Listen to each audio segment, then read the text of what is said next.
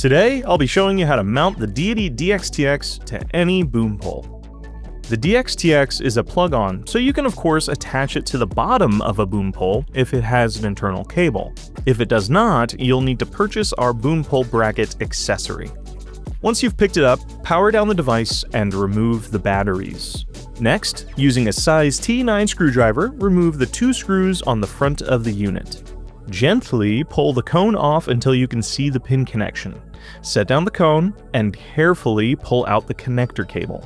The bracket comes in 2 pieces. Separate them using the 2 screw knobs to make the next steps easier. Take the main piece of the bracket and line it up with the 2 open screw holes.